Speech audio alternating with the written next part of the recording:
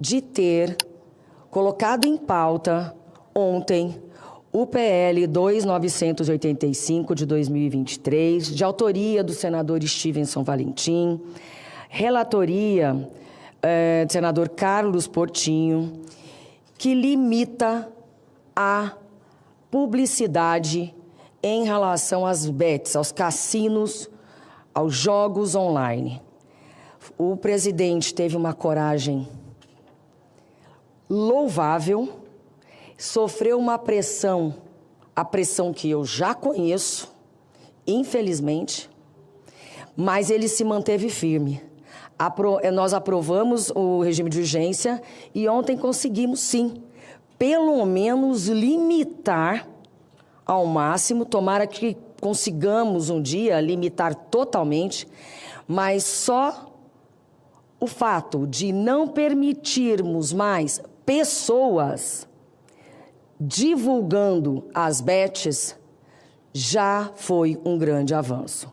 Eu espero, mas eu espero mesmo, que a Câmara tenha a mesma altivez desta casa.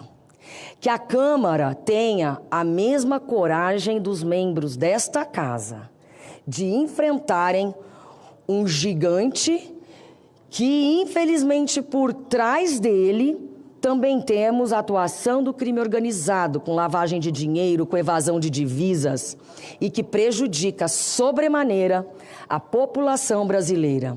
É impressionante os relatos que eu escuto dia a dia, que eu recebo nas minhas redes sociais, nos meus canais de comunicação, mas principalmente aqueles que eu recebo na rua, no aeroporto.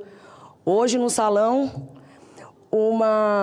uma cabeleireira me disse que o seu filho pediu, eu ia falar exoneração, pediu as contas do emprego, recebeu a indenização, em torno de R$50 mil, e jogou tudo. Pediu demissão, fez um acordo lá, enfim, não sei o que tinha para receber, mas não foi por nenhum motivo, era simplesmente para que conseguisse um recurso para poder jogar. Então, a tristeza das famílias brasileiras é algo que nos incomoda e, mais uma vez, parabéns a esta casa. E agora esse projeto de lei segue para a Câmara e nós iremos, sim, cobrar que a Câmara delibere sobre o assunto. Gostaria aqui também de fazer uma parte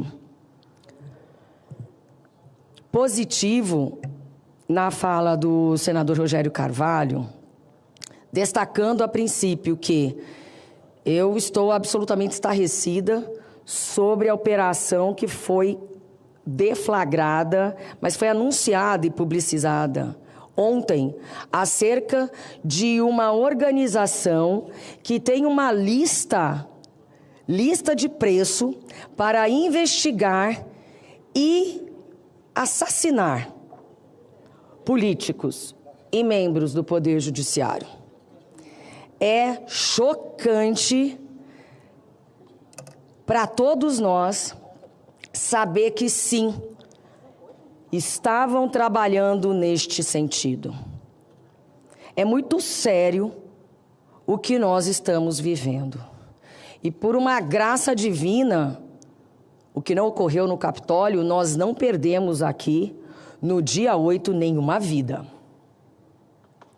E também, tudo o que programaram para ser feito,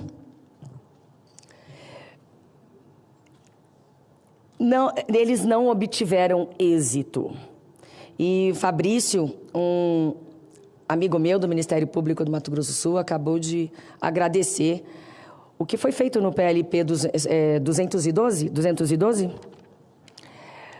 sobre considerá-los, permitir que eles possam realmente andar armados e tudo mais, porque o que nós estamos sofrendo de ameaça é algo inusitado. Então, é preocupante, nos preocupa também em relação aos nossos familiares, Nos preocupa também em relação ao nosso time, aos nossos servidores. Porque os nossos servidores estão aqui, andam conosco. E aí? A vida de todos vocês pode estar em risco. Então, nós não podemos, de forma alguma, achar que isso é só alguma retórica, ou que é mentira, ou diminuir a gravidade disso aqui. Todos nós aqui dentro, todos que andam conosco, estão também correndo risco. Então, além de tudo, mostrar a fragilidade, a vulnerabilidade do nosso país. Quando nós temos um ataque às instituições, quando pessoas invadem as sedes dos 3 poderes, como é que os outros países, como é que o mundo nos enxerga? Um país frágil, um país vulnerável, um país que é inseguro. Um país cuja democracia ainda é instável, ainda não foi solidificada. É assim que os outros nos enxergam. E com todos esses ataques e muitas questões podem até ser consideradas por uns graves ou não, o que acontece no exterior, obra de um, obra de outro, mas a maioria de ataques em relação a uma fala ou outra parece-me ser cortina de fumaça. Isso em nada colocou em risco a nossa soberania ou algo mais, mas transformam falas e outras quireras em algo muito grande. E, na minha opinião, é para servir de cortina de fumaça para esconder um problema gravíssimo. E aí eu quero citar Nelson Rodrigues. O complexo de vira-latas. É chocante como nós aqui temos de apreciar e assistir pessoas que se dizem patriotas falando mal o tempo inteiro do nosso país. Falando mal. E, além de tudo, falando mentira. Mentira, tecendo contradições. Porque é uma mentira a possibilidade de interferência do poder judiciário, do poder executivo de outro país no nosso, da forma como estão expondo. Então, mentem o tempo inteiro para a sociedade brasileira. Para quem vai se assustar com uma balela dessa. Da mesma forma que nosso poder judiciário, da mesma forma que nós aqui do Poder Legislativo, da mesma forma que nós todos, o próprio Poder Executivo não pode interferir na soberania de absolutamente ninguém. Então, quando a gente desce do palanque, eu desci do palanque em 2022 e voltei para o meu lugar de senadora para trabalhar como senadora. E jamais torci para que o Brasil desse errado. Jamais torci para que o Brasil tivesse problemas. Eu tenho que fazer o meu papel de senadora. É isso que eu tenho que fazer, é a minha obrigação. Eu fui eleita para trabalhar aqui, eu não fui eleita naquela ocasião, então eu retorno para o meu lugar para fazer o trabalho pelo qual eu fui eleita. Então, neste aspecto, quero só lembrar, presidente, que como a ideologia atrapalha o andamento do Brasil. De 2019 a 2022, o governo Bolsonaro apoiava a PEC 45, a PEC da reforma tributária. Apoiava. Quando entrou 2023 e o governo atual, o governo Lula, passou a trabalhar para a aprovação da reforma tributária, pela por meio da PEC 45, o que aconteceu com a atual oposição? Virou contra. Então, o que interessa não é o país. Porque eu apresentei uma proposta de reforma tributária, percebi que ninguém estava entendendo nada, estava querendo lacrar e virou contra a reforma tributária o mesmíssimo texto.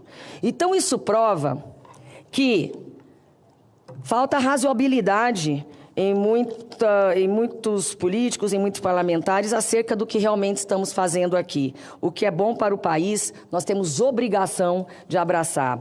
E que possamos resolver nossos problemas internamente e não mentir mais para a população, coisas que as pessoas nem sonham, nem sabem, até quem propaga esse tipo de coisa não entende nada de direito internacional. E, além de tudo, falar mal da nossa gente. E eu, para terminar, vou destacar uma frase que me deixou muito chocada, mas que me fez refletir. Não vou falar o nome desse político, mas é um político bastante experiente. Um dia eu ouvi ele dizendo assim: nós não somos pobres, nós somos relaxados. E aquilo bateu fundo dentro de mim. Nós somos um país rico, um país com gente boa que quer trabalhar.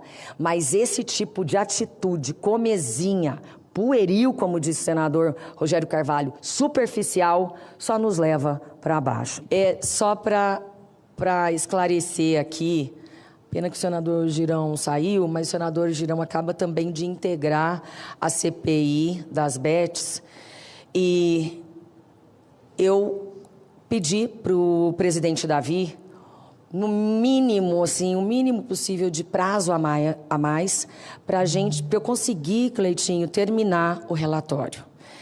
Por quê? Porque a prorrogação era para ser de 130 dias, não foi de 45. Nós também tivemos uma suspensão dos nossos trabalhos por 36 dias. Porém, nós já estamos muito cansados e fartos disso, o próprio presidente Davi enfrentando esse drama. E, sim, a CPI vai entregar um trabalho, eu como relatora vou entregar o meu trabalho, não com a perfeição, não com a possibilidade, não da forma que eu imaginava, presidente, porém, vai ser da forma possível. Por quê? Nós estamos sofrendo, pena que o Cleitinho não está lá, nós estamos sofrendo com falta de quórum. São 11 cadeiras de titulares e nós só temos 10 titulares. Tem uma vaga lá, mas essa vaga, não sei por que, ninguém está ali e há parlamentares tentando uma vaga, como é o caso da senadora Damares. Por que ela não está como membro, sendo que há vaga? Olha só. Então é algo dramático também, essa investigação para todos nós, porque eu não tenho quórum. Senadores que são membros da CPI vêm à casa, dão presença em todas as comissões, aqui no plenário, e não dão presença na CPI. Estão com alguma... Eu não sei nem o que dizer, porque eu nunca vi isso. Nunca vi isso. Nós estamos tendo que implorar para termos quórum, mas ninguém libera a cadeira. Para mim é muito estranho, é constrangedor ter que tratar desse assunto aqui. Eu nunca trouxe, quando eu levei para o presidente Davi, ele falou, mas você nunca tinha falado? Eu falei, porque eu estou evitando. Mas eu tive que pedir para o presidente para que tenhamos quórum para votar o relatório. Quem tiver vontade, que faça um relatório à parte, que votemos dois relatórios. Não tenho problema com isso. O Brasil que vai saber quem votou, o Brasil que vai saber como age cada um. Então, aqui dentro é possível, sim, mas nós precisamos entregar um relatório, nós precisamos finalizar a CPI. Eu não consigo ter quórum para pedir os relatórios de informações financeiras do COAF, não consigo aprovar. Quase todos os dias nós estamos trabalhando sem quórum. É raro o dia que nós conseguimos trabalhar. Portanto, me perdoem aqueles que não estão gostando de ouvir o que eu estou falando, mas Aqui ninguém está de brincadeira, eu não estou de brincadeira, mas eu, sim, quero terminar o quanto antes, porque também o presidente Davi ontem sofreu uma pressão danada, para não dizer, vou falar em ameaça e pressão é ameaça. E vou entregar o meu trabalho com muita dignidade, o mais completo possível, e peço aqui para o presidente Davi que nos dê mais alguns dias. Não quero judicializar. São 29 senadores, mais de um terço dessa casa, que assinou a prorrogação correta de 130 dias. Então, eu tenho condições de procurar o Supremo, eu tenho condições de impetrar um mandado de segurança, mas eu não quero. Eu não quero. Eu acho que no diálogo a gente pode resolver todas essas questões. Peço que o presidente Davi tenha essa sensibilidade e que nos deixe, pelo menos, prorrogar e que converse com os senadores que não comparecem às nossas reuniões para que deem a cadeira para quem quer realmente tratar desse assunto.